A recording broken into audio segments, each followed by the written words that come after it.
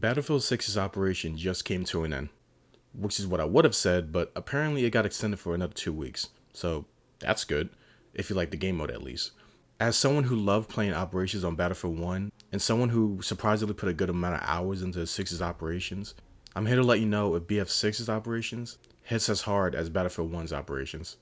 Operations was a fun experience when it was first introduced. Large-scale battles taking up the entire map to either capture or defend multiple sections spanning over multiple maps. It was essentially Rush but on a high scale, but it was more like Breakthrough now because Rush was about arming and disarming bombs set in certain areas. Breakthrough is capturing the objectives to push back the enemy team to their home base. That's if you're attacking. Defending, you just gotta hold your ground until the enemy team runs out of lives, which could take a while because they will usually have up to like 300 lives across the entire team. So it gets intense when everyone's piled up in the same objective.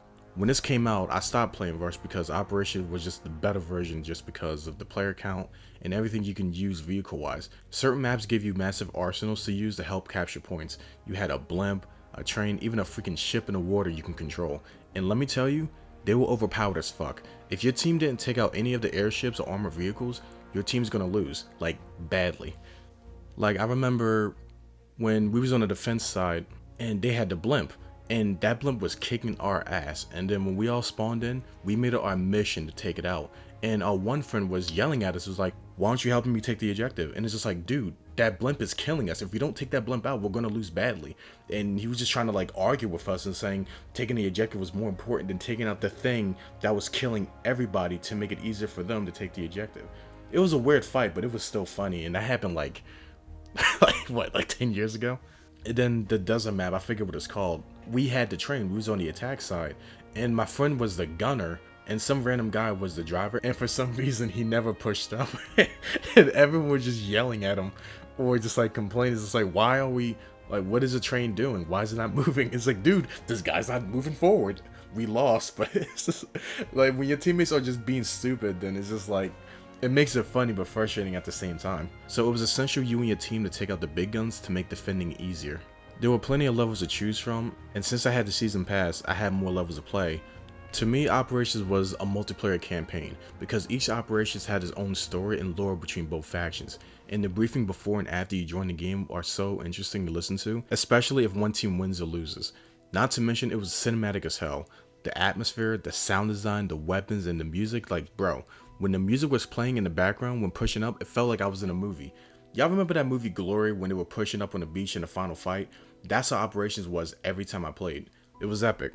Obviously playing with friends made it better because when your team is coordinated, bro, it's a hell of an experience. If I had a choice to ever play a game for the first time at its peak, Battlefield 1 would be the game honestly, and Battlefield 4 was my go-to Battlefield, but Battlefield 1 was an experience you could not replicate. And don't even get me started about the campaign, because it is no doubt the best campaign from beginning to end. Each campaign was captivating, emotional, just great storytelling. And if you haven't seen the epilogue to the campaign, I highly suggest watching it because till this day, I still get goosebumps, and I even shed a couple tears hearing the dialogue and the music in the background. And the soundtrack, bro. Battlefield 1 soundtrack is top 5 of all time. There's not a single bad song in this album, and go on to Spotify right now and listen to the first 5 songs and tell me it's not a top tier album. I promise you, you'll get goosebumps. And you know what? Fuck it. Listen to Prologue We Push right now and tell me that it's not the best fucking song ever made. I don't know if it won any awards, but sound design and music alone carry so much of this game's legacy. Off topic, but I do think it was a missed opportunity to add DLC stories to the campaign. Having it included in the season pass would have made it so much more worth it than it already was. This was mainly about Battlefield 6, but I just couldn't help to talk about how great Battlefield 1 was. But BF6 has its fair share of great moments, intensive action, addicting progression, and decent combat. Game has its ups and downs, but Battlefield usually becomes great over time, adding more modes, skins, and weapons. I was honestly surprised Operations made a return here, only because Breakthrough is a good substitute, with only the difference being player size and no big weaponry to give you an advantage of losing a round. Though, with the addition of pickup weapons, we are granted to use the minigun, but that's only in the second part of the game mode. Unfortunately, I do feel like this game mode was just tacked on, because only 2 maps are used, being the most recent maps, and it lacks the uniqueness of the game compared to Battlefield 1. There is a briefing before the match starts, but it's the same as any other match. But having the same NATO versus Pax war takes away from having multiple factions fighting their own war.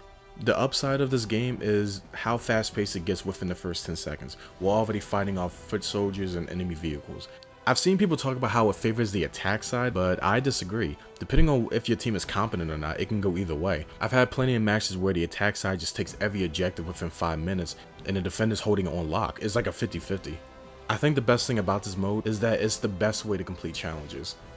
This season has been a breeze challenge-wise compared to the last season, with most being tied of Rest Sec and Gauntlet. Gauntlet is cool and all, but I'm just not interested in that mode, and you can only reroll 4 challenges a week, so many of them were tied to the Battle Royale, and it was just honestly annoying.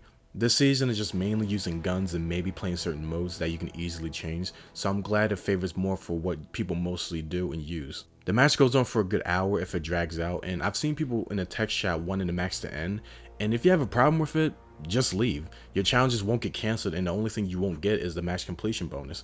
But if you do stay to the end, you get a crap ton of XP. Equip some double XPs, complete some challenges, and you'll go up to nearly 5 levels, I swear to God. It's a great feeling seeing all the unlockables at the end. I like the game being an hour long, but playing it when you want to just get a quick match in probably isn't the best choice. The first map, Contaminated, is an open area map suitable for long distance fights. As a sniper guy, this map fits my style. If you push the defense team to the second sector, then there's a gas in the area cause you to equip a gas mask to proceed forward. Otherwise, your vision will get blurry. Though the gas mask option really isn't utilized as much, you'll use it for like 5 seconds, then you'll just never use it again.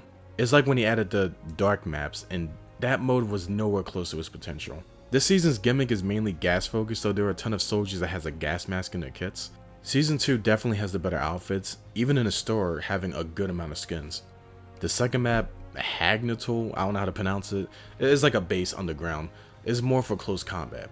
With it being underground, it is more focused on, using grenades or any type of any equipments to get by. It may not be Metro or Locker, but it's damn close on how people play.